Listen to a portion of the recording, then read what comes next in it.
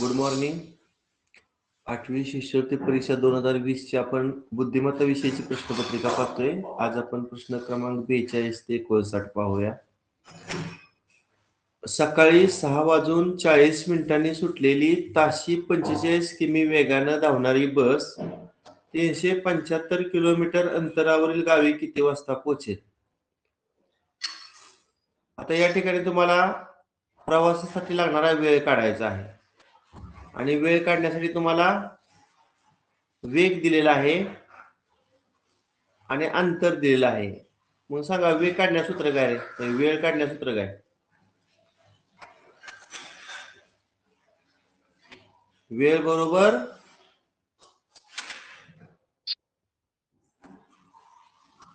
अंतर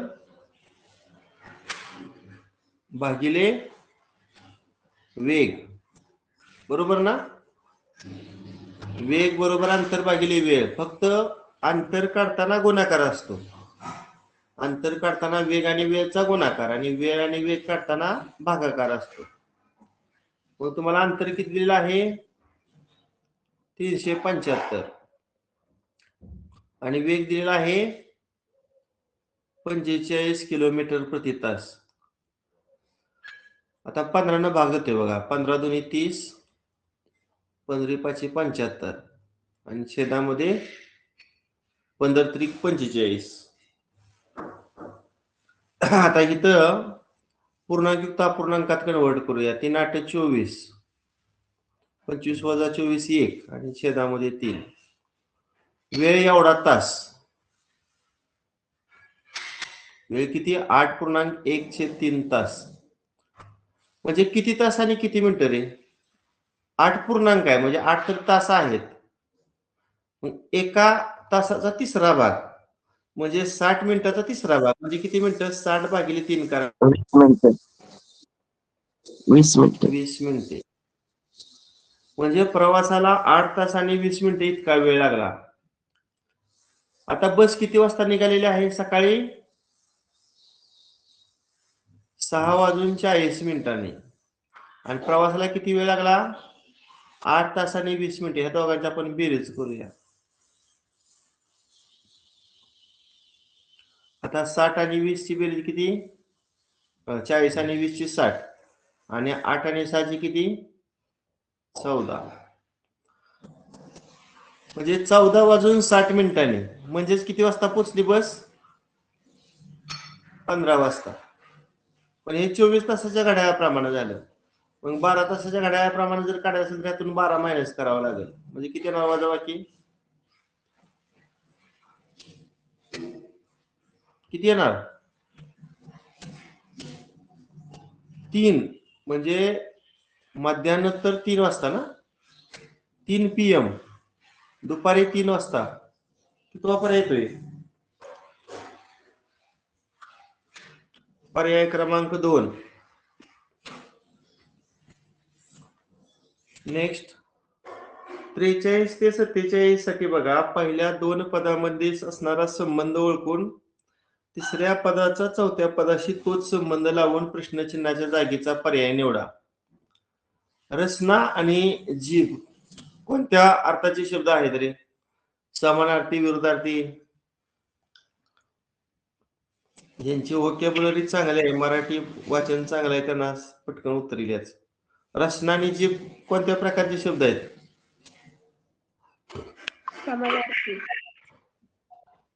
समानार्थी. बरोबर आहे. आणि मग पादपला समानार्थी शब्द कुठला? मग पादप.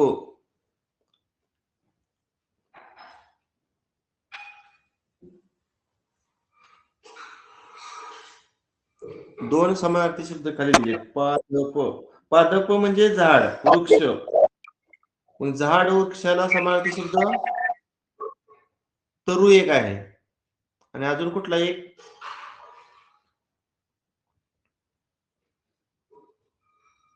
द्रुम. 2 या ठिकाणी अचूक पर्याय आपल्याला निवडायचे आहेत. म्हणजे पर्याय क्रमांक 1 आणि पर्याय क्रमांक 3. बघा समानार्थी शब्द चांगलं करा. नेक्स्ट पाणी H2O पाण्याचं हे काय आहे थोडक्यात रेणुसूत्र आहे. मग मिठाचं रेणुसूत्र काय NaCl. NaCl बरोबर. बाकीचे मला सांगा रे KCl HCl कोणाचं रेणुसूत्र आहे रे हायड्रोक्लोरिक ऍसिड. बरोबर. NaOH पोटॅशियम सोडियम हायड्रॉक्साइड आणि KCl पोटॅशियम क्लोराईड. बरोबर पोटॅशियम क्लोराईड.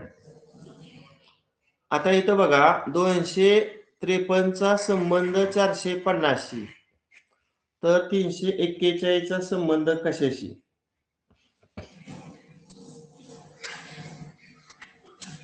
दोन नियम लावायचे आणि दोन पर्याय निवडायचे. बघू कोण सांगते.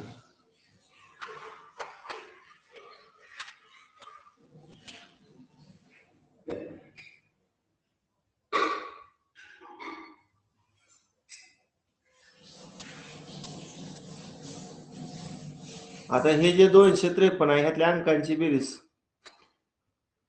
किती ते रे 10. आता 10 ला किती न गुणल्यावर 450 येईल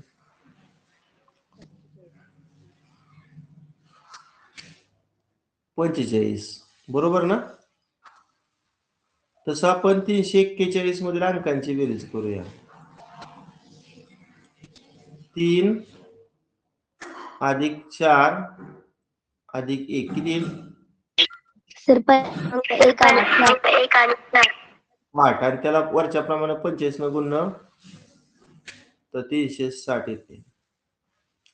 360 म्हणजे पर्याय क्रमांक 1 आणि दुसरा पर्याय कसा काढला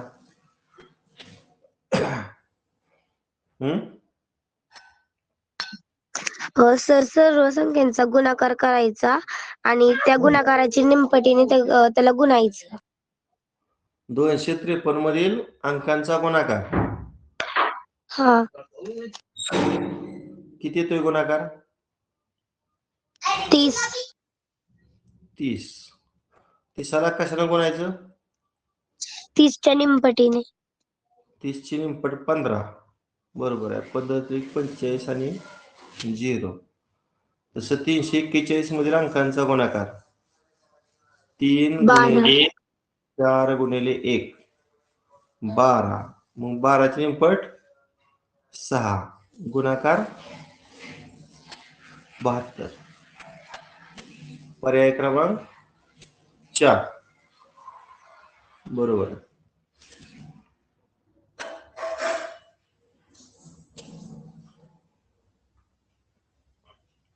MOU चा समसंबंध PRU शी आहे तर कशाचा संबंध NPS शी असेल. यासाठी खाली तुम्हाला A पासून Y पर्यंतची इंग्रजी वर्णमाला दिलेली आहे. MOQ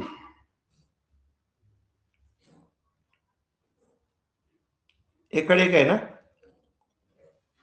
+2 आहे की नाही. आता PRU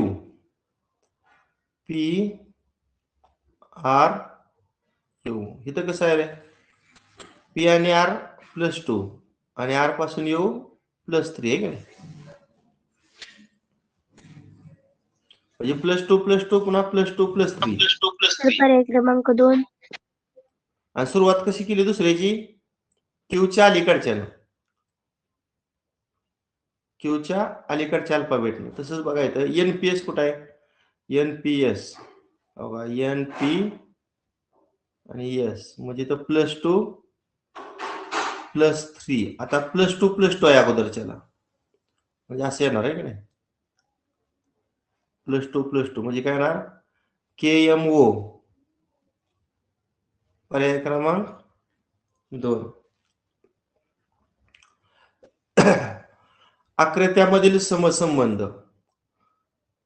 इथं वर्तुळाची एकच लेअर आहे इथं 2 लेअर आहेत इथं चौकोनाच्या 2 लेअर आहेत म्हणजे इथं एकच लेअर येणार आहे की नाही. चौकोनाची एक लेअर इथं तर नाहीच इथं चौकोनाच्या 2 लेअर आहेत इथं पण 2 लेअर आहेत म्हणजे एकच पर्याय उरला आहे की नाही पर्याय क्रमांक 3. इथं 2 लेअर आहे तर ते सिंगल लेअर आहे. इथं सिंगल लेअर मग 2 लेअर येत आहेत बघा. ठीक आहे, हे सोपं आहे. आता मनोऱ्यामधील ज्या संख्या आहेत, संख्यांचा मनोरा आहे. कुठनं सर्वात मिनिमम संख्या कुठल्या आहे रे? 11 ना? 11 पेक्षा मोठं 12 इथं आहे. 13 कुठं दिसते? पॉझर तर बघूया आपण. 13. 14 कुठं आहे? वर. 15, 16 म्हणजे कशा पण संख्या दिलेली आहे. इथं 17, इथं 18, 19, 20 कुठं आहे? वर. 21, 22, 23 आहे का? आहे. 24 इथं 25, पुन्हा 26 आहे, पुन्हा 27, 28, 29, 30 कुठं आहे? 30 इथं 31, 31, 32, 33, 34, 35, 36, 37 आणि 38 म्हणजे कुठनं कुठपर्यंत संख्या देते रे? 11 पासून 38 पर्यंत, बरोबर आहे ना?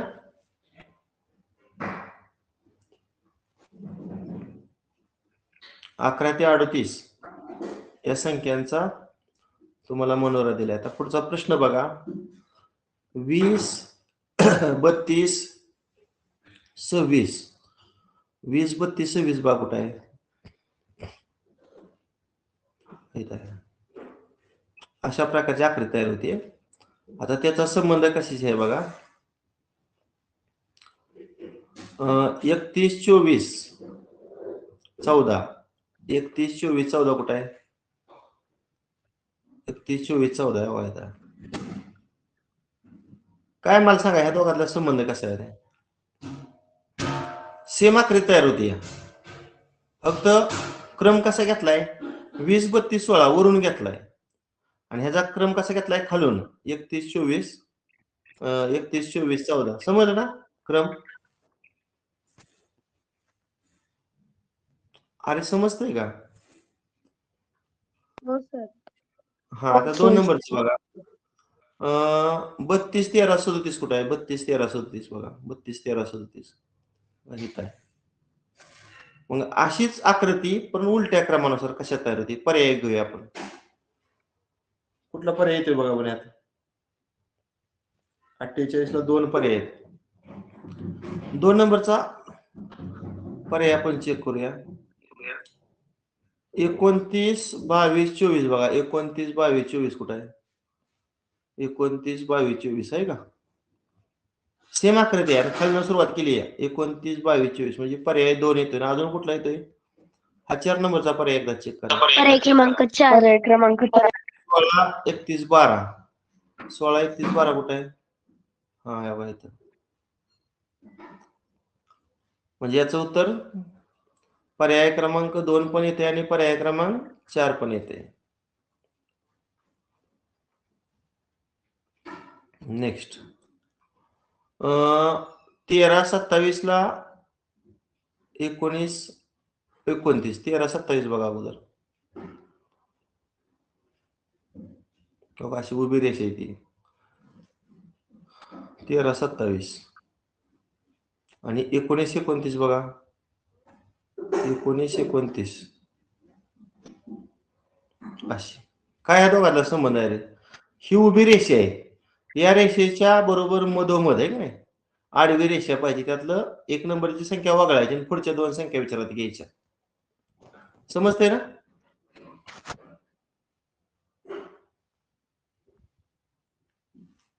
आता तुम्हाला काय दिलंय? 35, 19 कुठे आहे? 35, 19 बघा. 35, 19 बघा. बघा हित आहे. मग याच्या मधोमध हे वगळायचं. संख्या 31 21 आहे का बघूया. आहे पर्याय पर्याय क्रमांक 1 मध्ये आहे. ओके. नेक्स्ट 18 27 37 19 34 प्रश्नचिन्ह 30. 18 27 37 बघा. 18 27 37 19 34 19 34 खाली येणार. 34 पुन्हा इथे येणार. आता तुम्ही सांगा पुढे कुठल्या संख्येवर जाणार आपण. 19 34 आहे. वर एकडे ऐकणार आहे. एकडे एक इथलं 37 इथलं 29 आणि इथं हे इथून वर जाणार पुन्हा खाली येणार पुन्हा असं आणि पुन्हा असं अशी आकृती तयार होते. मग या आकृतीत कुठल्या कुठल्या संख्या आहेत बघा. 34 नंतर 29 29 नंतर काय आहे 23 आणि 28 बघायला 23 28 आहे. पर्याय क्रमांक 4 मध्ये आहे. नाही 23 28 येते का 34 नंतर बघा 19 34 नंतर तुम्ही 11 घेतले.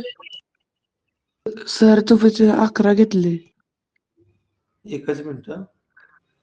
काय होतं एका जागेवर संख्या नसल्यामुळे घोटाळा होते. 18 नंतर 27 नंतर डायरेक्ट काय आहे 37 19 34 37 19 34. हा आता पुन्हा काय करायचं 34 वरनं कुठं जायचं इथं ना पुन्हा वर पुन्हा इथं इथं. आता इथे का संख्या बघा आपण 18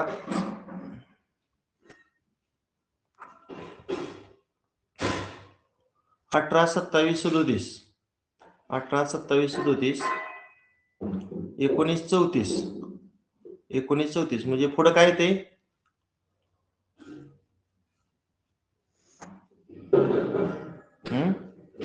23 16 23 16चा आहे पर्याय.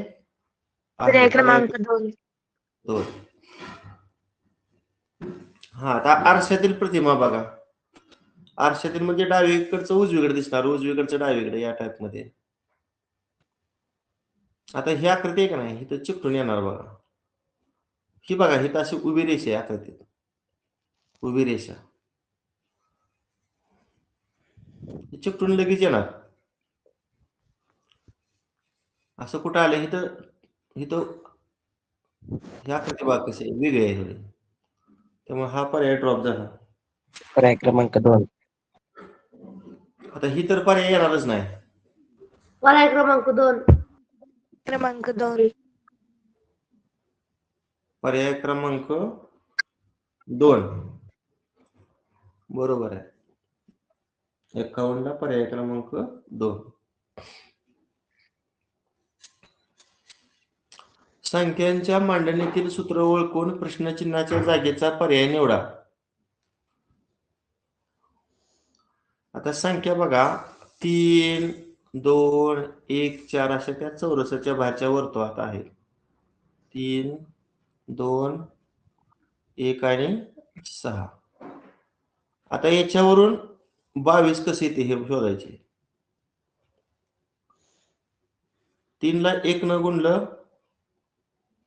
2 ला 2 न गुणलं 1 ला 3 न गुणलं आणि 6 ला 4 न गुणलं नाही येत ना तसं.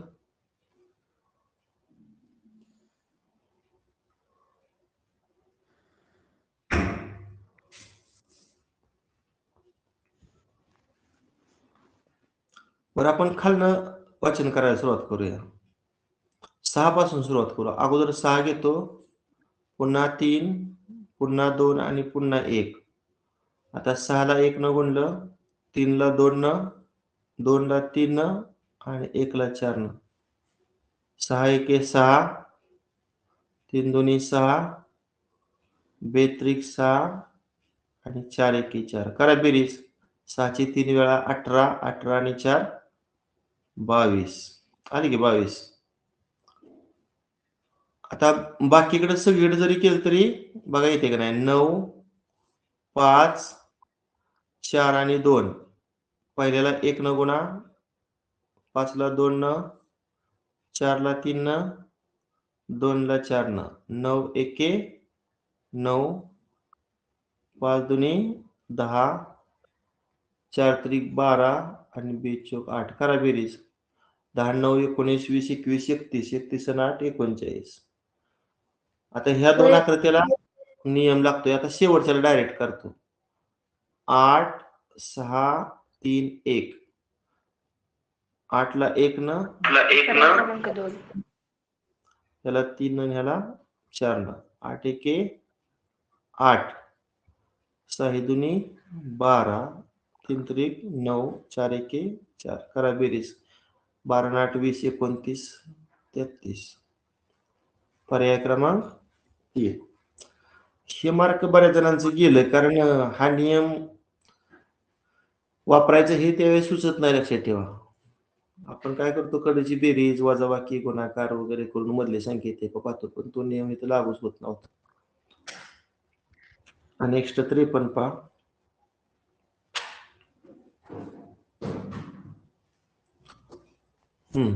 अंक आहेत, संख्या आहे 2 6 16 38 84 प्रश्नचिन्ह 368. पहिल्या संख्येवरनं दुसरी संख्या कशी आली रे?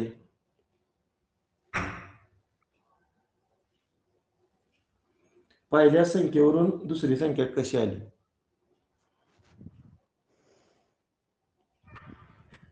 समजा आपण दुप्पट केली. पर्याय क्रमांक 4. बरोबर आहे. 2 ची दुप्पट किती? 4 आणि 4 2 मिळवले किती येणार? 6. पुन्हा 6 ची दुप्पट किती? 12. आता 12 किती मिळवल्यावर 16 येणार? 4 16. पुन्हा 16 ची दुप्पट किती? 32. सर पर्याय क्रमांक 4. 32 6 मिळवल्यावर किती येणार? 38. पुन्हा 38 ची दुप्पट किती? 42 16 चला 1 बेत्रिक 6 आणि 1 7 76. 76 मध्ये 8 मिळवा 84. आता 84 ची दुप्पट करा किती येणार? 2 चौक 8 82 16 168 आणि ह्यात 10 मिळवा 178. म्हणजे मिळवायची संख्या ही कशी आहे रे? समसंख्या मिळवत गेलो आपण. 2 नंतर 4 4 नंतर 6 6 नंतर 8 8 नंतर 10. पर्याय क्रमांक 4. आता इथं 1 नंबरची आकृती आहे ती वर्तुळ आहे, 2 नंबरची आकृती आहे तो चौरस आहे आणि 3 नंबरची आकृती आहे तो त्रिकोण आहे. हाच क्रम आहे ना बघा. वर्तुळ चौकोन त्रिकोण. आता इथं क्रम कसा बदलला? 2 3 1 अशी रचना घेतली की नाही. 2 नंबरचा चौरस, 3 नंबरचा त्रिकोण आणि 4 चौरस त्रिकोण आणि वर्तुळ. पुन्हा इथं 2 3 1 हा क्रम घेतला. वर्तुळ त्रिकोण वर्तुळ चौरस. पुन्हा इथं कसं केलं? वर्तुळ चौरस त्रिकोण. मग इथं काय होणार? 2 नंबरचा चौकोन पुन्हा काय येणार? त्रिकोण येणार आणि पुन्हा वर्तुळ येणार आहे का नाही. मग त्रिकोण आणि वर्तुळ म्हणजे हा 2 नंबरचा पर्याय ड्रॉप झाला. बाकीचे 3 पर्याय आपल्याकडे शिल्लक आहेत. आता हे बघा, हे उभे आहे असे. आता हे किती अंशातून कोणत्या दिशेनं रोटेट झालं रे? बघा बरं. 45 अंशातून अँटी क्लॉकवाईज डायरेक्शन. बरोबर आहे ना? अरे हे लक्षात ठेवायचं हे. आता इथं जो कोण आहे का नाही लगतच्या दोन रेषांमध्ये तो 45 अंशाचा आहे. आता इथं उभी रेषा होते की नाही, पुन्हा 2 नंबरच्या आकृतीत बघा, मी आता इथं दाखवतो तुम्हाला. इथं उभी रेषा होती, इथं इथं कशी झाली, तिरकी झाली अँटी क्लॉकवाईज डायरेक्शन, पुन्हा आडवी झाली इथं, पुन्हा इथं अशी झाली, बरोबर. पुन्हा इथं अशी उभी अँटी क्लॉकवाईज डायरेक्शन 45 इथनं रोटेट करतोय आपण. पुन्हा इथं उभी झाली, तर आता इथं काय येणार, आडवी. पुन्हा इथं इथं,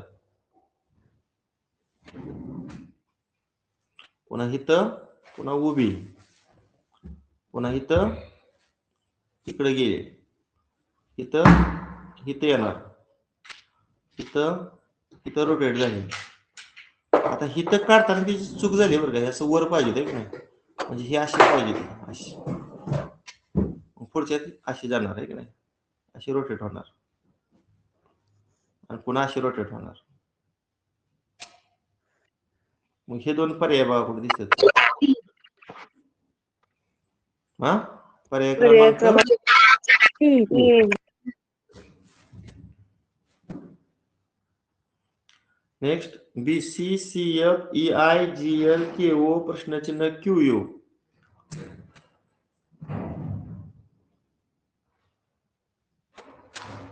तुम्ही क्रमांक जर पाहिले का नाही, हो का, हे क्रमांक तुमचं कर आता पाठ व्हायला पाहिजे बरं का. सर मूळ संख्यांचे क्रमांक. बरोबर, तुम्हाला लिहू द्या अगोदर, म्हणजे तुम्हाला सोपं होईल.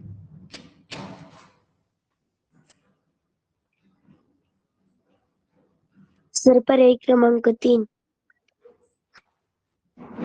एकच मिनिट सांगा. बी चा क्रमांक किती आला, 2. 2. सी चा 3. 3. एफ चा 6. 6. ई चा 5. आय चा 9. जी चा 7. एल चा 12. 12. के चा 11. ओ चा 15. आणि 15. शेवटी किती, क्यू चा 17. 17 यू आणि चा यू चा 21. हा, आता काय करायचं, एक सर नंबरचा पहिले 2, 3, 5 आणि डायरेक्ट 7 आणि 11 या कसल्या संख्या आहेत रे? 2, 3, 5, 7, 11 मूळ संख्या. मूळ संख्या. मग 11 आणि 17च्या दरम्यानची मूळ संख्या कुठली, 13. बरोबर. आता हे 2 नंबरचं क्रमांक बघा, 3 3ची दुप्पट 6, 3 3 9, पर्याय 3 क्रमांक 2 सर. 15 म्हणजे 3 7 18 येणार आणि 3 7 21. मग 13 आणि 18 क्रमांकाचा अल्फाबेट बघा, 13 आणि 18. एम आणि आर. 13चा पर्याय एम क्रमांक 2 सर. पर्याय क्रमांक 3. R, M R. पर्याय क्रमांक 3. नेक्स्ट 56, 2 9 40, 153, 450.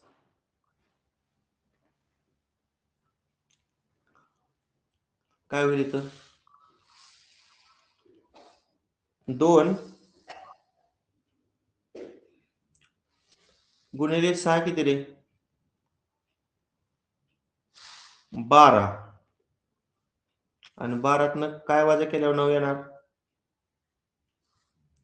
3. 9 ची 5 पट किती,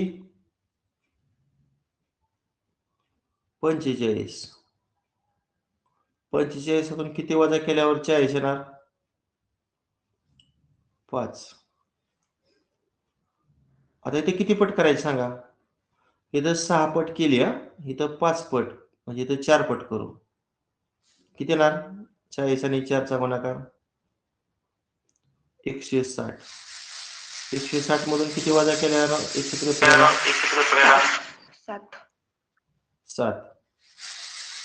पुन्हा 153 ची किती पट करू, वर 4 पट किती म्हणजे 3 पट. 3 त्रिक 9, 3 5 15, चला 1, 3 किती 4. 459. त्यातून किती वजा करू इथं? 9. 9 वजा केलं तर किती येणार? 450. आता इथे 450 ची 2 पट करतो. किती येणार? 900. 900तून 11 सर वजा पर्याय करा. क्रमांक किती येणार? 889. पर्याय क्रमांक 1. नेक्स्ट बघा, प्रश्नचिन्हाच्या जागेवर कोणती आकृती येईल? प्रश्नचिन्हाच्या जागेवर कोणती आकृती येईल? इथं हा जो पाय आहे का नाही, इथं 5 आकृती आहेत, इथं 4च आहेत ना, इथं 3 आहेत, म्हणजे शेवटी 2च आकृत्या उरणार. कुठली आकृती ड्रॉप होते रे बघा?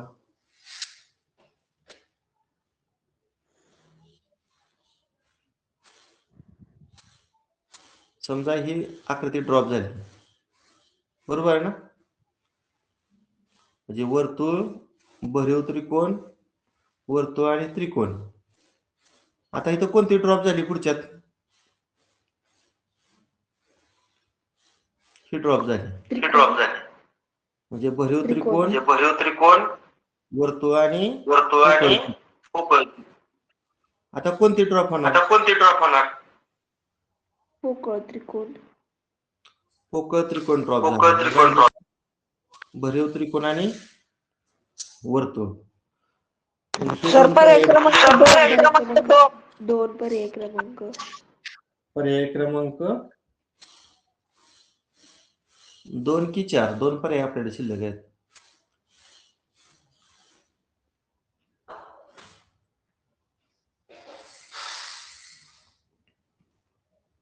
हा जो पाय आहे का नाही, पाया, तो इथं असा गेला असता का नाही, तर तो म्हणला असता आपण 90 अंशातून रोटेट झाला. पुन्हा इथं गेल्यावर पुन्हा 90 म्हणजे 180 रोटेट झाला म्हणून. आता हा पाया कुठं आहे? हित आहे ना.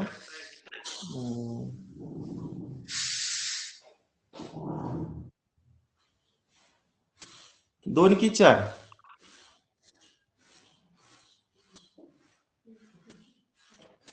पर्याय क्रमांक 4. हा 4 येते. कसं काय सांगा बघू, कसं रोटेशन केलंय?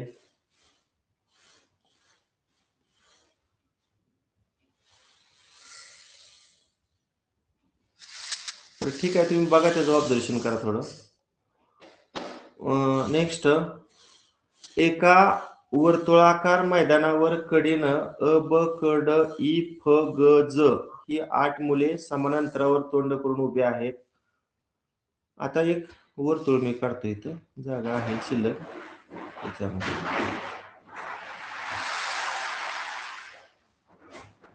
समोरासमोर आहेत, त्यामुळे अधिक आणि गुणिले चिन्ह काढतो, म्हणजे 8 मुलं बरोबर बसतात. आता मी हे दिशा चक्र जर घेतलं तर उद्या ईश्वराची पूजा आहे, दत्ताला नैवेद्य पक्वानाचा वाटा. उद्या ईश्वराची पूजा आहे, दत्ताला नैवेद्य पक्वानाचा वाटा. याच्यामध्ये 4 मुख्य दिशा आणि 4 उपदिशा आहेत. उ उत्तर, ई ईशान्य, पु पूर्व, आ आग्नेय, द दक्षिण, नैऋत्य, प पश्चिम, वा वायव्य. आता हे वाक्य वाचतो जिथं दिशेचा उल्लेख केलेला आहे, हे शेवटचं वाक्य वाचा. क च्या समोर दक्षिणेला ड उभा आहे. दक्षिणेला कोण आहे रे? ड. आणि त्याच्या समोर उत्तरेला मग कोण येणार? क. बरोबर आहे ना? आता हे वाक्य वाचूया. हे वाक्य वाचा. अ च्या उजव्या बाजूला लगत डी, ड. अ च्या उजव्या बाजूला ड, म्हणजे कुठे येणार? सगळ्यांचं तोंड कुठं आहे? आतल्या बाजूला आहे, म्हणजे इकडे सेंटरकडे तोंड आहे प्रत्येकाचं. कुठे येणार नैऋत्य का आग्नेय येणार सांगा. नैऋत्य. बरोबर आहे, इथं येणार नैऋत्यला. आणि अच्या उजव्या बाजूला लगत ड असून अच्या समोर य आहे. अच्या समोर कोण आहे, इथं ई घेतला म्हणजे ईशान्येला ई गेला. हा, आता पुढं वाचा. हे वाक्य झालं आपलं. ब हा ज च्या उजव्या बाजूला लगत असून तो ग च्या समोर आहे. ब हा ज च्या उजव्या बाजूला, ब हा ज च्या उजव्या बाजूला. समजा इथं ब घेतला, इथं ज घेतला. बरोबर आहे का वाक्य? बघा पण आता ब हा ज च्या उजव्या बाजूला आला की, ज च्या उजव्या बाजूला ब आला. ब हा ज च्या उजव्या बाजूला लगत असून तो ग च्या समोर आहे. म्हणजे ब ग च्या समोर आला म्हणजे ग कुठे येणार, पश्चिमेला. आणि शेवटचं वाक्य ड च्या शेजारी फ नाही म्हणजे फ वायव्येला येणार. कोणत्या दिशेला कोण आहे आता आपल्याला समोर. आता प्रश्न 58 वाचा. ज च्या समोरची दिशा कोणती?